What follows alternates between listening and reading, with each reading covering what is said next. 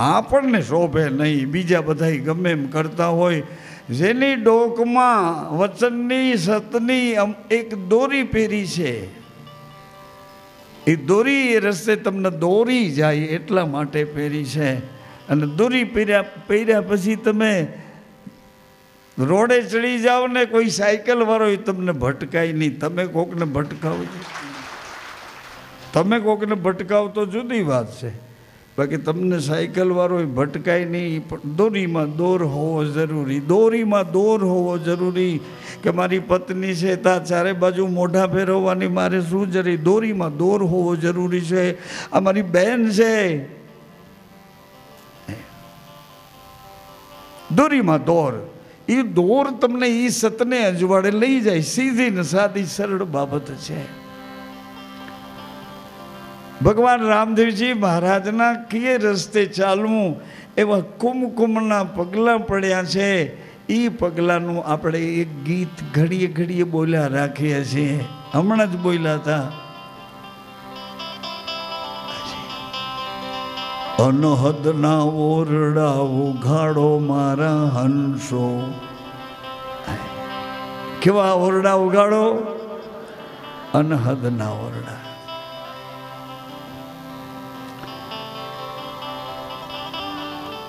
આવતીકાલમાં કોઈ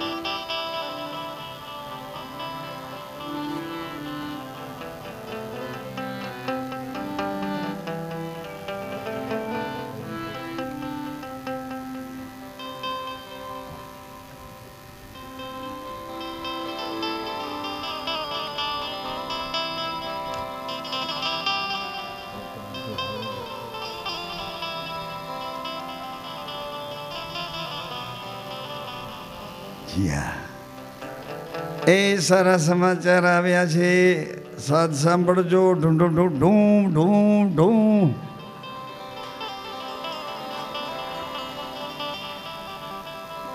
આજ વહેલી સવારે રામમંડીના ગૌતમ બાપુ પોકરણથી હાલીને અહીંયા રામમંડી આવવાના છે.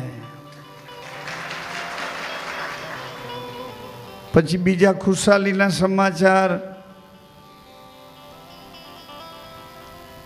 રામદેવરામાં કુંવારિકાઓનું પૂજન કાલે આપણે કરવા જવાનું. તમે બધા રાજી છો ને? તાલી તો વગાડો.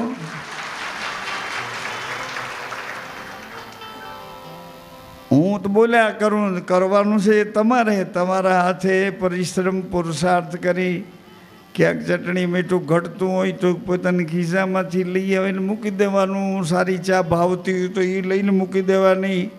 નબળી ચા છે, 100 રૂપિયામાંથી 10 રૂપિયાનું તો વળતર આપો. પણ તને કેવી ઘાટા દૂધની ચા જોતી તો એમ કરે, તું 2 થેલી લઈને આવીને મૂકી દે. ગલપા. આવી રીતે આપણો વ્યવહાર આમ આમ આવી રીતે આમ. આને શું કહેવાય ભાઈ? સાચું બોલું ખોટું બોલીને માના આમ. આને શું કહેવાય? આ મુઠ્ઠી બાંધી એમ આપણો વ્યવહાર. એને અનુસરીને જેમાં ભગવાન રાજી રહે એવો વિચાર આપણને આપે. એવો વિચાર આપણને આપે. કાના મહારાજને કહીએ ફલાણી વસ્તુ જોઈએ, એ હરામ જો પૈસો માંગે તો એ ભાગતો થાય. સવારમાં આપણે ગમે કરતા, પણ એ સવારમાં એની ગાયોને નીણ નાખી આવે કાયમ 360 પગ એના કામ કરે, ઉઘાડે પગે રહે છે. હવે એને મારે શું કહેવું? કહો. કોઈ દી એણે એમ કીધું નથી કે આજ મને એને હાલવાની ટેક છે. તો કાનો મહારાજ કે મારે અહીંથી છેલ્લે એક વખત રામદેવરાથી બિલિયાળા રામમઢી સુધી આવવું છે. મેં એમને કીધું કે એક કામ કરો, બિલિયાળાથી અરે શું રામદેવરાથી બિલિયાળા કરતાં તમે રાજકોટ ઉતરો ને, કા ગોંડલ ઉતરો, ત્યાંથી અમે હાલતા તમને વધાવી જાશો. હાજી. પછી એણે માન રાખ્યું મારું કે તમે કહેશો એમ કરીશ. પણ બિલિયાળા તમે જાજો ટાઈમે રોકાવ ને એ વખતે અમે બિલિયાળા નામનું ગામ છે, રાજકોટથી ગોંડલ હાઈવે રોડ ઉપર, ત્યાં લોંગ વિસામો કરીને ગાયોની સેવા થાય છે. રામમટી આશ્રમ સુરત અને રાજકોટના ગૌભક્તો યુવાનો બધા આજે આવ્યા, કાલે આવ્યા, આજે ગયા. એ બધા મળીને ગાયોની એવી સરસ સેવા કરે છે કે ગાયો કોઈ અમારી ધણિયાતી ગાયો નથી, અમારી માલિક હકવાળી ગાયો નથી. ગાયો ચારે બાજુથી પોતાના પાકને નુકસાન કરતી હતી. આવી બધી ગાયો ગૌશાળામાં, વાછડા નંદી જે હોય તે ગૌશાળામાં અમને આનંદ આવે છે કે આ નિમિત્ત અમે સાધુ બન્યા, આનંદ આવે છે. ગાયો માટે અમારે નાગજીવ દાદા એક રિક્ષા લઈને 1 ખાંડી રોટલીઓ દરરોજ રાજકોટની સોસાયટીઓમાંથી 1 ખાંડી રોટલીઓ ગાયોને કાયમ. વળી હમણાં એ લોકો તો બુધવારે ગાયોને લાડવા. આ બધી પ્રવૃત્તિઓમાં પાછળ તમારો સાથ છે, તમારો હાથ છે, તમારા હૃદયનો ભાવ છે. અમે રાત દિવસ રાડ્યું પાડીએ ને એ તમારી અંદર વાવીએ છીએ તમારા વિચારોમાં, અને ઉગે છે એ દોડ્યા આવીને સેવા કરવા માટે. આ બધાય તનતોડ બહેનો દીકરીઓ સ્વયંસેવિકા સેવકો બની અને સતત રાતને દિવસ, પાછું જેમ કયો તેમ. હવે હમણાં કુંવારિકાની પૂજા થઈ જશે એટલે વિધવા માતાઓની પૂજા કરવાની છે. મને પાકો ભરોસો છે કે અમારી ટીમ છે, મતલબ રામમટીના સ્વયંસેવક બહેનો જેટલા છે, પ્રમુખો છે, એના વિશ્વાસે હું વિશ્વાસથી વાત કરું છું કે અમારી બહેનો દીકરીઓ, આ સેવિકાઓ વિધવા માતા કઈ જ્ઞાતિની છે એ જોયા વગર એનો પગ ધોઈ એની પૂજા કરે. અહીંયા તમે બોલાવો આ ગામમાંથી 5 બહેનો હાલો ને અમારા વિધવાની પૂજા કરે. उसकी पूजा नहीं करे, उसकी पूजा नहीं करे, उसकी पूजा क्यों करे? એમાં શું છે એ વાત એને આપણે સમજાવીએ કે દીકરી આપણે ઘરે જન્મી, એ મોટી થઈને જ્યાં સુધી સાસરે ન જાય, એના પતિનો હથેવાળો ન સ્વીકારે ત્યાં સુધી દીકરી તપ કરે છે. એટલે એની અંદર એક 4 થી 14 વર્ષની કુંવારિકા અવસ્થા આવે છે, જેને ધર્મ લાગુ પડે છે. એ કન્યા થાય પછી એનું દાન કરવું પડે. પણ આ અવસ્થા 4 થી 14ની એ નિર્દોષ અવસ્થા છે, નવદુર્ગા અવસ્થા છે. એની પૂજા કરવી પડે. એની પૂજા કરતાં કરતાં કરતાં કોક જોગમાયાની અમી દૃષ્ટિ આપણી ઉપર, આપણી પેઢી ઉપર, આપણા પરિવાર ઉપર આવી જાય. કુંવારિકાની પૂજા, પછી વિધવાની પૂજા, અને કેટલી માત્રામાં બધી પૂજા 1.25 લાખ પૂજા છે. બધી 1.25 લાખ પૂજા.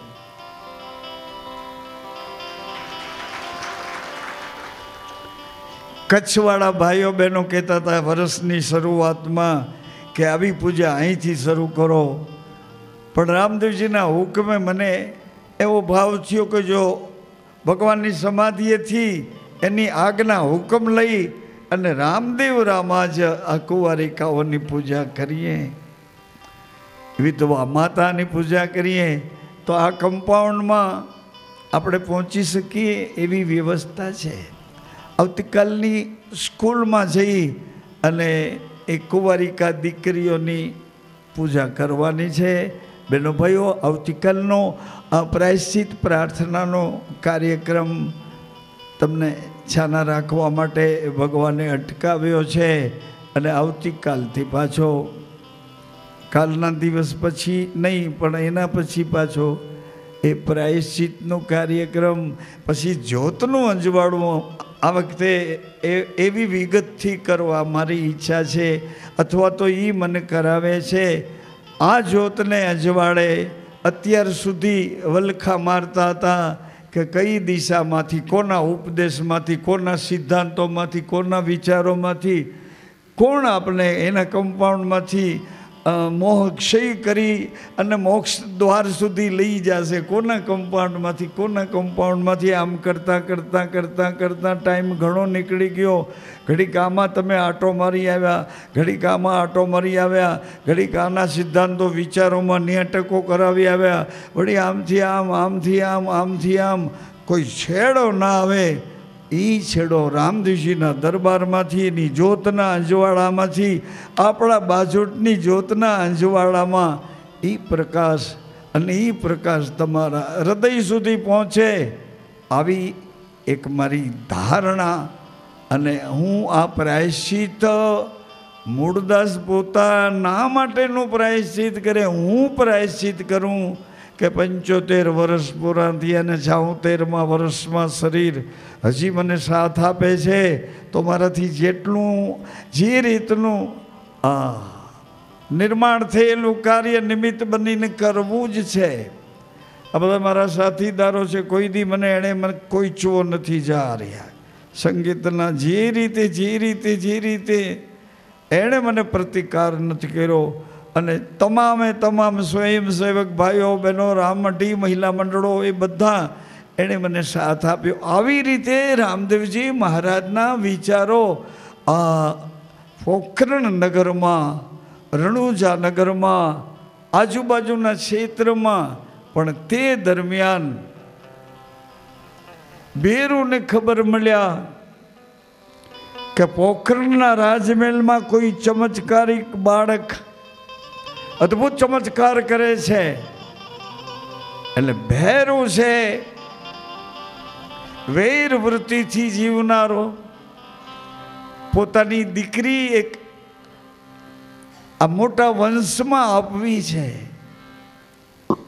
અને કીધું તું અમારી બરોબરીમાં નથી. એટલે આને રીસ ચડી કે એમ હું તમારી બરોબરીમાં નથી, તો હવે જોઉં છું એમ કરીને મેલી વિદ્યાના મંત્રો શીખવા એક ગુરુ પાસે બેસી ગયો. ને વેર વૃત્તિથી શીખવાનું હતું એટલે ઝડપથી શીખી ગયો.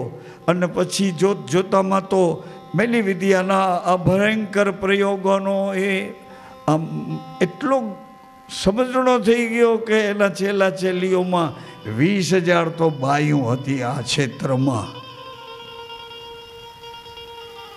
જે તે વખતે ભગવાનની લીલા હતી, એ લીલાની પૂર્વ ભૂમિકામાં આ બધું બનતું હતું. એટલે અજમલજી મહારાજે ફરિયાદ કરી હતી કે મારા માટે નહીં, મારી પ્રજા માટે પણ ભગવાન તમારે જ આવવું પડશે. હાજી, દીકરો કદાચ મારી એક સ્વાર્થની મૂઢતા હતી કે દીકરાથી હું વારસદારને કંઈક મારી પેઢીમાં અંજવાળું કરે એવું કરી શકીશ, પરંતુ મારા ગુરુએ ના પાડી કે પુત્રની પીડા ન કરો મહારાજ, પ્રભુ એસણા કરો, પ્રભુ મળી જશે તો બધું મળી જશે. એક તમારા આત્માનું અંજવાળું તમારી અંદર થઈ જશે અને તમારો ધર્મ તમને સમજાઈ જશે કે મારો ધર્મ મારો પતિ છે અને મારા પતિનો ધર્મ ગુરુનું વચન છે. આ એક અદ્ભુત પ્રણાલિકા ઉપર મહાન મહાન ઋષિઓ મુનિઓ, ભગવાન રામ પધાર્યા એની પહેલાં વશિષ્ઠ મહારાજના પત્ની અરુંધતી, અત્રિ મહારાજના પત્ની અનુસૂયા માતા, આ બધા ગ્રસ્તી ઋષિઓ મુનિઓ પણ એટલા બધા સ્થિર અને વચનસીધ હતા. એટલે ગુરુત્વ, ગુરુના વચનનો મહિમા, એ બોલે એટલે એવું જ કરી બતાવે. પણ એટલું ખરું કે એ પાછા અસત્ય બોલે નહીં, નબળું વિચારે નહીં, રોષ દોષ કાઢે નહીં, આનું આમ થઈ જાવ, આનું આમ થઈ જાવ.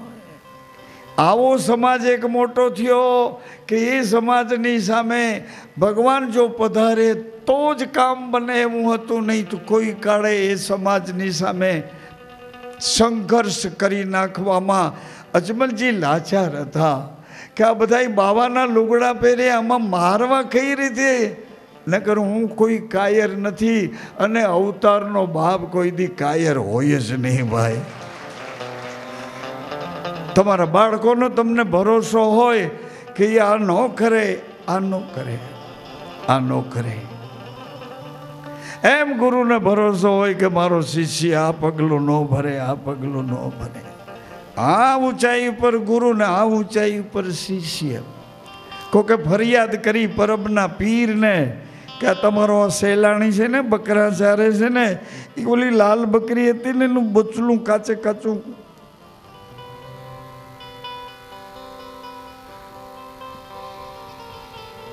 બે ત્રણ વખત ફરિયાદ આવી એટલે બાપાએ સેલાણીને બોલાવે કે સેલાણી, હા બાપા, કે બોલી આપણી લાલ બકરી? તો હા બાપા. અરે એનું બચ્ચું? તો કે હા બાપા. કોઈ કે મરી ગયું, મારી નાખ્યું? તો કે હા બાપા. ક્યાં છે? પેટમાં બકરું બોલ્યું બે. અરે એટલે તું ચેતી ગયો? તો કે મને શું ખબર કેવી રીતે ચેતી જવાય? તો કે જા જા ધોરાજીમાં જા, ત્યાં તારી રાહ જોવે છે. હિન્દુ મુસલમાન એના કબ્રસ્તાન અને સમાધિ સ્થાન માટે ઝઘડે છે. સાઈ સેલાની ધોરાજીમાં આવ્યા અને કોર્ટની કબ્રસ્તાન અને સમાધિ સ્થાને કોર્ટ બેઠી, પંચ બેઠો, ન્યાય બેઠો કે તમે બાંગ પુકારો, તમારું સ્થાન હોય તો એનો જવાબ મળે. અલ્લાહ જવાબ આપે. હિન્દુને કહે તમે પોકાર કરો, તમારું સ્થાન હોય તો તમારો ઈષ્ટ જવાબ આપે. આ રિયાલિટી કહું છું. માણસની ઊંચાઈ ક્યાં સુધી અને માણસની લૂંચાઈ ક્યાં સુધી? કારણ કે નિયંત્રણ નથી ને, એટલે ઊંચાઈનું કોઈ મૂલ્ય નથી. ગમે એવા મોટા થાવ, ગમે એવા મોટા કર્મો કરો, આવડા મોટા ભારત દેશના રાજાને તમને કહેવું પડે કે શાસન ટકાવી રાખવા માટે આ કમળનો સંગ કરો, કાદવમાંથી નીકળે. પણ કોઈ દોષ દાગ વિનાનો એ કમળને કાદવની કીચડની કાંઈ અસર નથી. એને ભીખ માગવી પડતી તમારા મત માટે, કારણ કે કોઈ નિયંત્રણ નથી. નિયંત્રણ છે તો એ પરાધીન છે. બંધારણ એવું છે, બંધારણ એવું છે. હનુમાનજીને ક્યાંય થાપવું આવ્યું તો તમારે વિચાર કરવો પડે ને. અટાણે તમે જ્યાં જુઓ ત્યાં જબરજસ્તીથી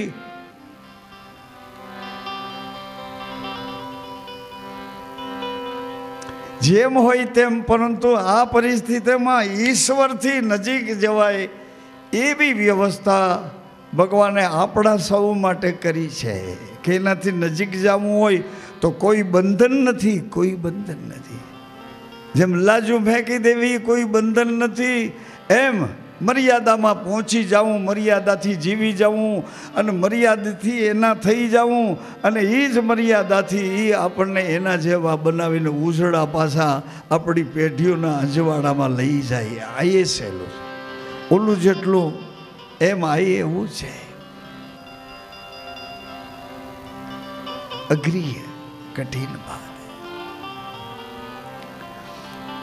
રામદેવજી મહારાજના શાસનકાળ દરમિયાન એ જે કંઈ બન્યું છે એની ચર્ચાઓ આવશે, પણ એના બાણ સ્વરૂપની જેમ રામલલા અત્યારે અયોધ્યાજીમાં રામલલા બિરાજ્યા છે. પણ રામલલાનું દર્શન, રામલલાના સિદ્ધાંતો, રામલલાના વિચારો એની પેઢીઓમાંથી રઘુકુલ રીત સદા ચલી આઈ કે પ્રાણને જાતો કરે, વચનને વળગી રહે. વચન એક દિવસ પ્રાણને ગમે ત્યાંથી લઈ આવશે. વચન પ્રાણને લઈ આવશે ગમે ત્યાંથી. વચન પ્રાણને લઈ આવશે ગમે ત્યાંથી. તારામતી હરિશ્ચંદ્ર રાજાના પત્ની રઘુકુળમાં, અને એ હરિશ્ચંદ્ર રાજાના પત્નીએ એક રાગ વૈરાગ ભૈરવી રાગ સિદ્ધ કર્યો અને એ રાગ બોલે અને ભગવાન કોઈને કોઈ રૂપ ધરીને રાગ સાંભળે બેઠા. ગુરુને ખબર પડી કે આવો રાગ કે ભગવાન સાંભળવા આવે અને પોતાની દીકરી તારા આ રાગ સિદ્ધ કર્યો તો કે હા બાપા તમારી દયા થઈ ગઈ એટલે પરા ખુલી ગઈ, ભૂંડા બોલતી બંધ થઈ. બીજું ત્રીજું વાદ વિવાદ દ્વેષ દોષ હાથે બધામાં પરા રોકાઈ ગઈ, ગુરુના વચને પકડાઈ ગઈ પરા. આજે તમને નબળી આંખ ન થવા દે, તમારો સાચો સદગુરુ હોય, શિર માન્ય હોય, નબળી નજર ન થવા દે, જેનું તનું જેવું તેવું સાંભળવા ન દે, જીભને કાબૂમાં રાખે, કોઈનું આમ તેમ બોલવા ન દે, વિચારનો સંપૂર્ણ કંટ્રોલ ગુરુને આધીન. તારામતીને ગુરુએ કીધું રાગ બોલ દીકરી, મારે સાંભળવું છે. કે બાપા અટાણે હું તો રાજની રાણી છું અને એ રાગ તો વૈરાગનો છે. ગુરુએ કીધું કે હમણાં વૈરાગને ઘરે પહોંચાડી દઉં. વચને બાંધી અને હરિશ્ચંદ્રને નક્કી કરાવ્યું, હાજી રાજવાલા ન કરો, રાજવાલા ન કરો, ગુરુના વચનને વાલા કરો. હરિશ્ચંદ્ર વચનને વાલા કરીશ, વચનને વાલા કરીશ. વચન મહારાણી એ પુત્ર વાલા ન કરો, ગુરુના વચન વાલા કરો. અને એની જ ઘડીએ રખડતા ભટકતા કાશીના દરવાજામાં વેચાતા ન રાખે આવા કરી દીધા, બધું લૂંટી લીધું. તો એ સતને માર્ગે હાલ્યા તે હાલ્યા, ગુરુના વચને હાલ્યા તે હાલ્યા. ઈ તારામતી રોહિત નામનો પુત્ર સર્પદંશથી મૃત્યુ પામ્યો અને આવ્યા છે. એને પહેલાં એના માલિક પાસે માંગ્યા નોકરી કરે. એને કીધું કે મારા દીકરાના અગ્નિ સંસ્કાર કરવા થોડુંક ધન આપો ને. એટલે એ ભૂદેવ એવા હતા, એણે કીધું કે હું એવું ધન કમાતો જ નથી કે તારા દીકરાના અગ્નિ સંસ્કારમાં મારું ધન મારે દેવું પડે, એવું ધન કમાતો જ નથી. આણે કીધું મારો પતિ મળદા બાળવાની નોકરી કરે છે. એણે કીધું એટલે આણે કીધું કે હું નોકરી કરું છું પણ મળદા બાળવાનું ભાડું તો લઈશે જ. આહા, તારામતી જંગલમાં જઈ લાકડા ભેગા કરી અડધી સાડીના ટુકડામાં રોહિતને વીંટી અગ્નિ મૂક્યો. એટલે ગુરુએ વિચાર કર્યો આ હમણાં બાળી નાખશે અને બાળી નાખશે તો પાછો મારા નવો રોહિત તૈયાર કરતા કેટલી મહેનત પડશે. વરસાદ આવ્યો, ઠરી ગઈ અગ્નિ અને રોહિતનું મૈયત લઈને એક અવાવરું મંદિરમાં તારામતી પહોંચ્યા છે. હરિશ્ચંદ્રને હુકમ આવ્યો કાશીના રાજાનો કે કાશીના શમશાનમાં કોઈ ડાકણ આવી છે, બાળકોના મળદા ખોલીને ખાય છે.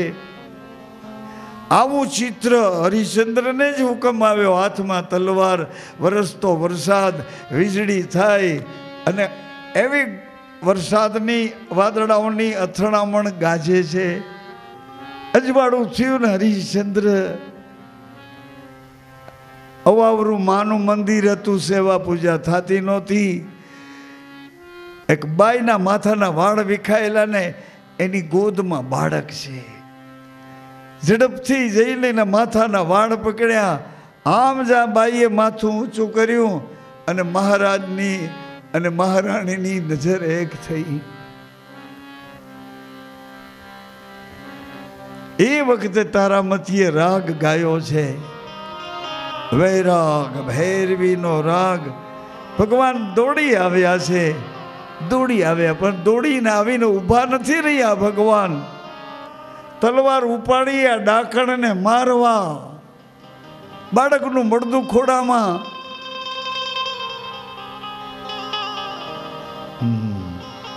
રાગ આવ્યો, રાગ.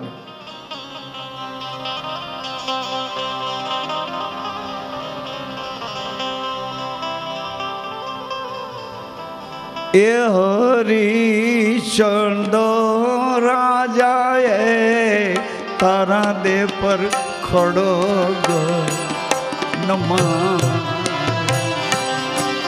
હરિશ્ચંદ્ર હે રાજાએ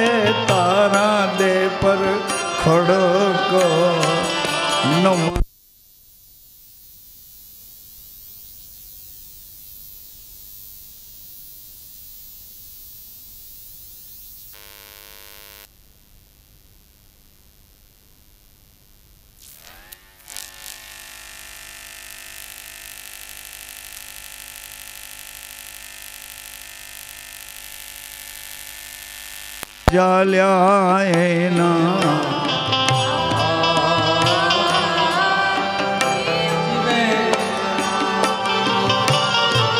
તારા દે પર ખડગ નમાવ્યા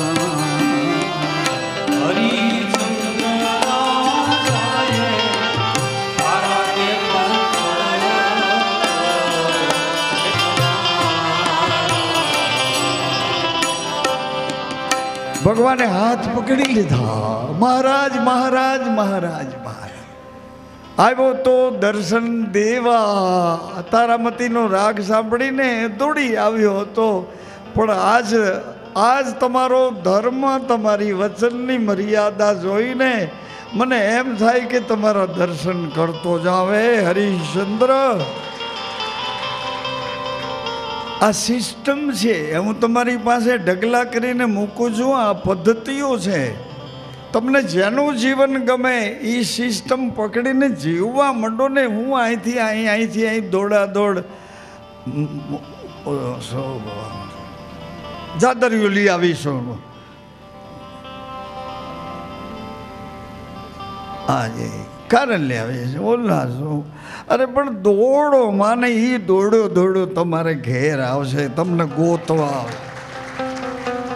જેને સત્ય સાચા સદગુરુ મળ્યા અને વચનની રેણી પકડાવી તો ભગવાન એ ભક્તોને ગોતવા નીકળે, સંતોને ગોતવા નીકળે. અરે એ કે તને ગુરુ મળી ગયા, ધન્ય ધન્ય તારા મા બાપને, તારી પેઢીઓના, તારા પૂર્વજોને ધન્ય છે, તને ગુરુ મળ્યા. ગુરુ મળ્યા. એમ આ બધી પદ્ધતિઓ છે અને સિસ્ટમ પ્રમાણે તમને જે ગમે. કૃષ્ણની પ્રેમ પદ્ધતિ અદ્ભુત છે. એ ગમે તો એમાં પગલાં ભરો, પણ અધકચરા નહીં. આમથી આમ મરી કંઈ આ તો કંઈ સુખી નથી થતા. પણ કયું સુખ જોઈએ નક્કી તો કર. તારે સંસારના ભોગ વિલાસ જોઈએ? કયું સુખ જોઈએ? વાસ્તવિક સુખ જોતું હોય એ સુખ તો આત્માનું છે. આ તો તદ્દન ખોટું છે. આ બંધારણ ખોટું છે શરીરનું. એ મા પિતાના તપનું ફળ છે પાગલ. આ બંધારણ આ નથી. એમાં જે પ્રાણ છે એ તારો પિતા છે, એમાં બોલે છે એ તારો ગુરુ છે, અને બોલતો બોલતો સતને અજવાળે લઈ જાય એ તારો ભગવાન છે. સિસ્ટમ છે, પદ્ધતિઓ છે. હવે અત્યારે ગુરુ લોકોની પદ્ધતિ વિસ્તરી ગઈ. ગુરુ ગુરુ ગુરુ ચારે બાજુ સંપૂર્ણ ગુરુનું શાસન હોય. પણ એ બધાય જો ગુરુ ભેળા થઈ જાય તો આપણો ઉદ્ધાર થઈ જાય. ગુરુ જો બધાય ભેળા થઈ જાય ને, એક સત્ય, એક પ્રેમ, એક વાસ્તવિકતા, આત્માની એકતા જતીન સતી બનાવી દે. આવી રેણીવાળા કોઈ ગુરુ મળી જાય, બેડો પાર થઈ જાય. ભવિષ્યના આપણા ગુજરાતને, ભવિષ્યના આપણા ભારતને આવા તેજસ્વી રહેણીવાળા દંપતી, પતિ પત્ની, એને માટે રામદેવજી મહારાજે અહીં રામદેવરામાં પોકરણમાં થાણું નાખ્યું અને અંજવાળું અહીં કર્યું. શું કામ અંજવાળું કર્યું? ભ્રમિત, આ બધા ભેરવાવથી ભ્રમિત થઈ ગયેલા લોકોને માટે પ્રકાશ અંજવાળું કરી સતનો માર્ગ બતાવ્યો. એ બધાય ભેળા ન થાય, જગતનું કલ્યાણ ન થાય. એ જાતું કર. તારી પત્ની અને તું બે એક રસ્તે હાલતા થાવ, તારી પેઢીનું કલ્યાણ થઈ જશે. આ વિશ્વ કલ્યાણ અર્થે ને ફલાણા કલ્યાણ એટલે એ બધાયના કલ્યાણ કરવા માટે દોડાદોડી ન કર. તમે બેય માણસે એક રેણીવાળા થઈ જાઓ. એને તારા આત્માના, તને એના આત્માના શ્વાસ છે ને, પ્રાણાય સ્વાહા, અપાનાય સ્વાહા, વ્યાનાય સ્વાહા, ઉદાનાય સ્વાહા, સમાનાય. તમારા ને તમારા ગુરુનો શ્વાસ એક રેણી પર, તમારા ને તમારી પત્નીના, તમારા ને તમારા પતિના શ્વાસા એક રેણી ઉપર હાલતા થઈ જાય. આવો સરળ માર્ગ છે, સરળ, કઠિન નથી. આજે બધાય તો ચારે બાજુથી બધાય ડોકમાં ગાડિયા કાઢી નાખ્યા. ચારે બાજુથી ઢોર ભેગા થયા એટલા બધા કે વાહે કોઈ ગોવાળ નથી. ખેતરો એટલા બધા લીલાછમ વવાઈ ગયા, ઉગી ગયા, પણ ક્યાંય વાડ કાંટો નથી, ક્યાંય બોર્ડર કમ્પાઉન્ડ નથી. એટલે છૂટા ઢોર છે ગોવાળ વિનાના, અને આ ચારે બાજુથી વાડ વિનાના ખેતર છે. પછી જે થાય એ તમારે ગોઠવી લેવાનું કે